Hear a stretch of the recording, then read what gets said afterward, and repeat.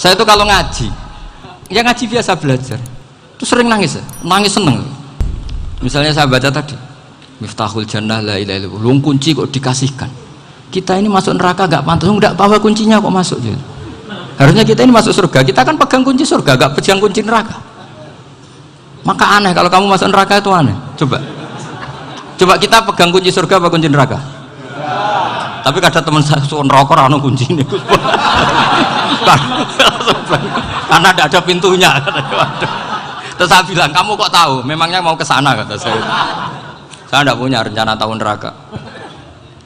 Karena nanti di antara syafaatnya Quran itu orang kalau mau masuk neraka tidak jadi. Ya nggak apa-apa ya, diatur sendiri. Jadi di antara syafaatnya Quran itu orang nggak jadi masuk neraka. Jadi syafaat itu ada dua, dari neraka diangkat ke surga, dan itu bisa lama itu. Tapi kalau syafaatnya Quran itu yang belum masuk neraka supaya nggak jadi masuk neraka. Karena neraka juga punya aturan, dia juga kena aturan fikih. Jadi, betul ini, saya ada guyon. Jadi kena konstitusi apa? Fikih. Sama tak ceritani syafaatnya Quran itu, ada orang itu beling itu fasik. Itu dihafal surat Tabarok. Hafal betul. Tabarakalladzi biyadihil mulku wa huwa ala kulli syai'in qadir alladzi khalaqal mauta wal hayata. Pertanyaannya gini, boleh enggak orang menginjek surat Baqarah? Boleh enggak? Enggak. Padahal orang hafal Quran itu artinya ayat itu ada di hatinya. Fa inna wa ta'ala la yu'adzibu qalban wa al-Qur'ana. Allah tidak akan menyiksa hati yang menyimpan Quran, yang jadi flash disknya Quran, yang jadi rekaman Quran. Singkat cerita orang ini hafal. Pas ketemu Mungkar Nakir prosedur kan, ini orang fasik mau diantemin sama Mungkar Nakir. Prosedur ya, dia kan prosedur standar. Si surat Tabarok akhirnya menjelma jadi seseorang yang gagah berani.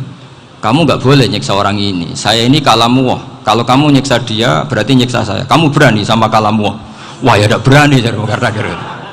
Tapi orang itu nakal, harus saya gebukin. Tapi kata Quran tadi, tapi saya di situ pasti kena saya. Oh debat, nggak ada lajnahnya ini, nggak ikut. Kalau Gus Wirjon ikut jadi lajnah deh. Kalau jadi lajnah pasti kroninan, kalau santrinya dimenangkan nanti.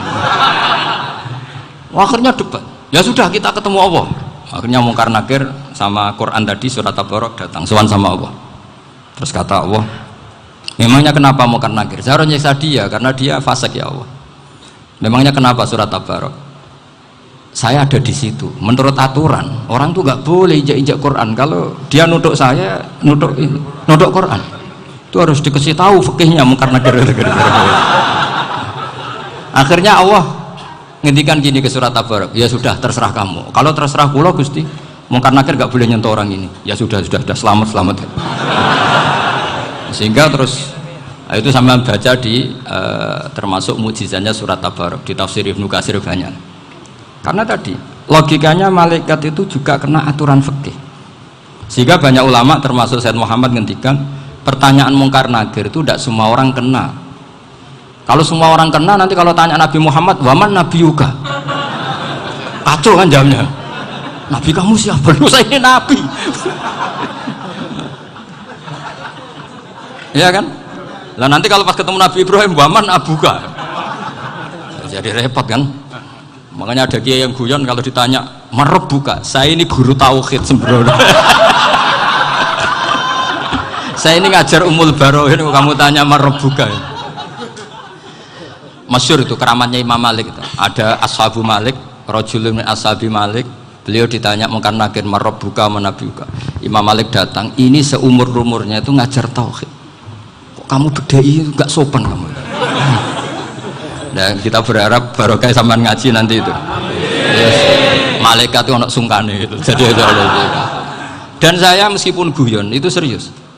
Bedanya orang alim sama ndak itu di situ. Kalau orang alim itu guyon itu masih bener, masih serius. Coba saya bacakan ayatnya. Ala inna auliya Allahi la khaufun alaihim wa lahum yahzanun.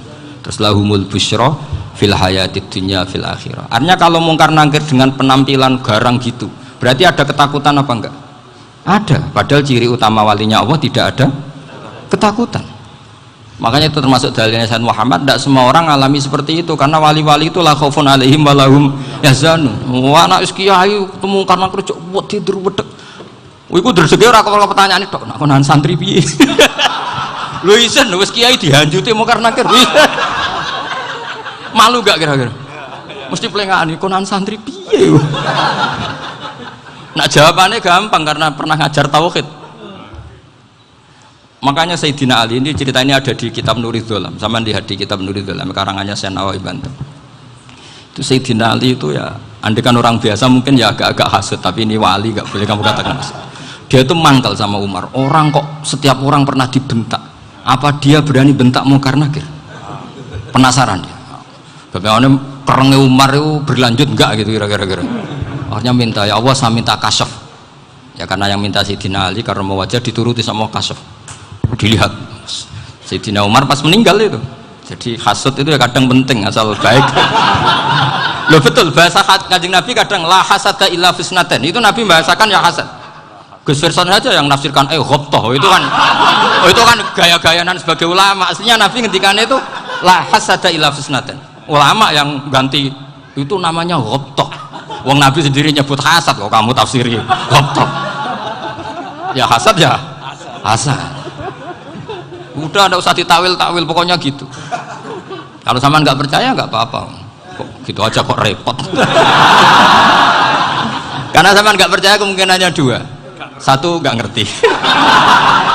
Dua sama-sama alim kan dari awal kalau sama-sama alim kan laisa li alimin ayuqallida aliman akhor. Kita nggak perlu saling mengikuti. Ngapain hasud? Biasa aja. Akhirnya Sayyidina Ali kasut. Pas Umar bangun, setelah mati kan bangun, setelah meninggal bangun. Munkar Nakir datang dengan perang yang sangat garang. Itu digambarkan Sayyidina Ali matanya itu kal kidril ghali. Kayak apa? Kendil yang apa? Menganga. Wah, seru.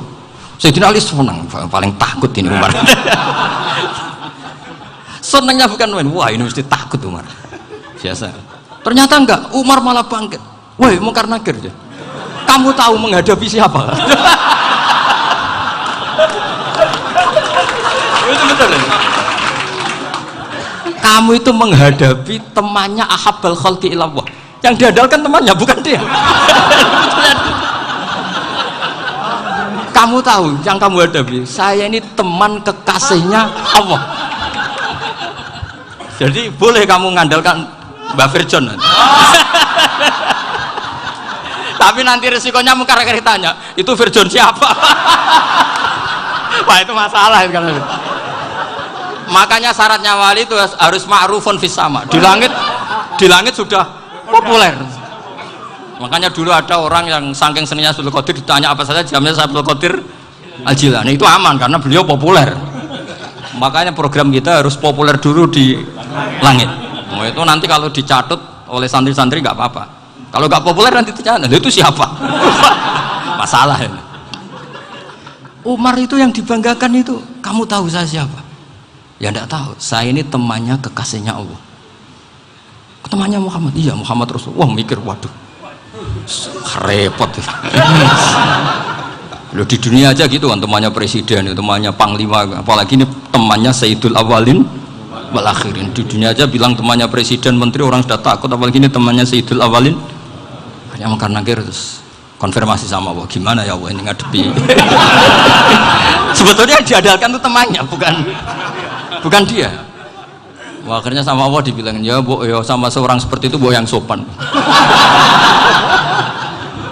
Terus semenjak itu Munkar Nakir itu nggak selalu berpenampilan seperti itu, sangat. Jadi semoga itu konsisten sampai nanti.